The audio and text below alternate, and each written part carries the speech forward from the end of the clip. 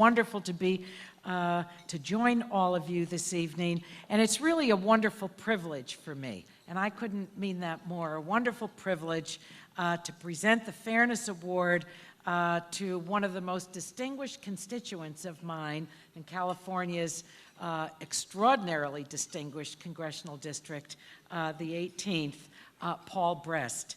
The name Paul Brest is really the gold standard when it comes to the advancement of human progress, and I think that's why it's so fitting that he's being honored tonight alongside a Nobel laureate and a global leader for human rights. Paul Brest is a towering figure in the field of constitutional law, and from his tenure as the dean of the Stanford Law School, when he began as a dean in 1987. Tonight, we recognize his transformative work in the world of philanthropy and the countless number of lives that he has lifted up throughout the world. Paul is revered as a thought leader for his contributions to outcome-focused philanthropy and his reliance on empirical data to identify problems, prioritize resources, and measure results. Sounds like the Congress, doesn't it?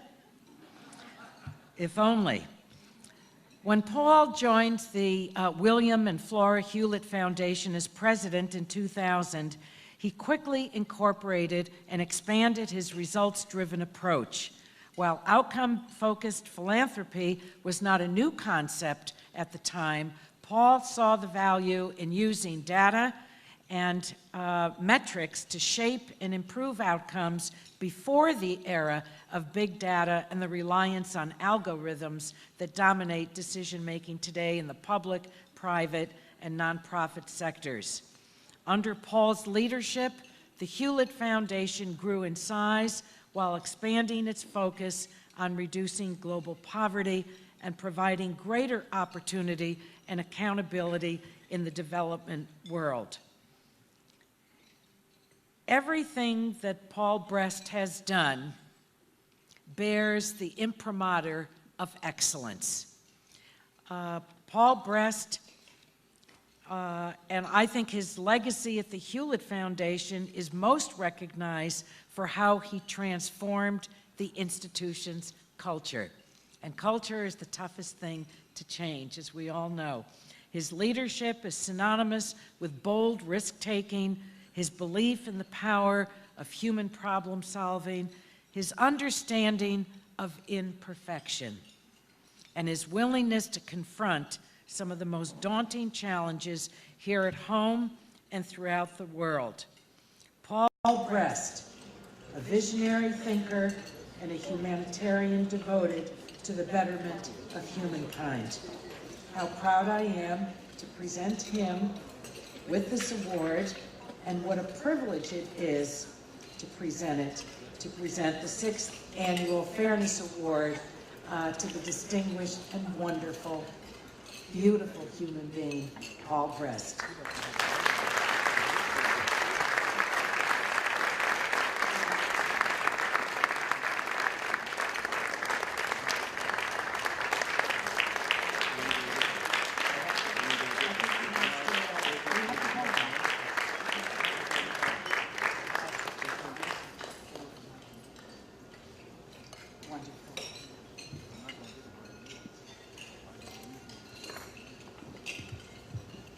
I'm truly honored to be a recipient of the Fairness Award, especially with my two far more distinguished co-recipients.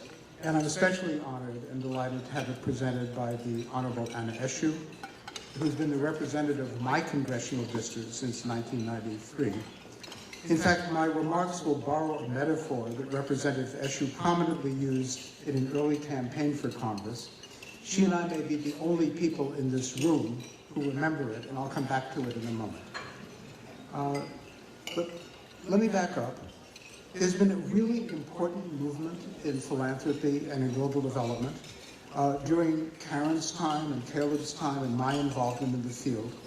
And that's been to listen to the beneficiaries, to the people whose lives we're seeking to improve. Pioneering work was done by the Keystone Accountability Project, by my now colleague, Faye Twersky at the Hewlett Foundation, and my successor to my colleague, who wrote a wonderful article on listening to those who matter most, the beneficiaries, and then to what's become an important movement in applying human-centered design to development issues. There's a project which Marie Stopes International did together with IDEO.org, which I just say a word about, which gives an example of how human-centered design can work. Young women in Zambia who are trying not to have too many pregnancies were not going to the MSI clinics. And so IDEO came in and did a project to understand, how do they behave? What is their motivation? What are their needs? And ended up designing a prototype which seems to work much better than the clinics. The prototype is a nail salon where the women can come in, have their nails done. They don't have to look, they can look down at their nails. They don't have to look at anybody else and get contraceptive advice at the same time. So I don't want to overstate the importance. One can't overstate the importance of understanding beneficiaries' motivations, needs, and view. But there's a danger in romanticizing beneficiaries' knowledge and denigrating expert knowledge. And here's where I return to Congresswoman Escher. In her first campaign for Congress, she did a video, and the video was titled, "Anna Escher Will Challenge the Sacred Cows." And she has during her whole period in Congress, I should say. So beneficiaries' needs and values are paramount, but unquestioning deference to their views about what will work is in danger of becoming a sacred cow as well. Just like everybody in this room, myself included, the beneficiaries can be ignorant, biased, myopic, not always understanding their needs or their ability to satisfy them. Think of the horrific story 2 years ago when a village in Guinea killed a number of workers who were trying to actually deal with the Ebola epidemic. Think in our own country of people who resist childhood vaccines, which are well known to be effective and not dangerous, because of unfounded fears based on discredited research that the vaccines could cause autism. In addition to the fact that all of us are sometimes ignorant and we're biased in our understanding of facts, there's a question of motivation.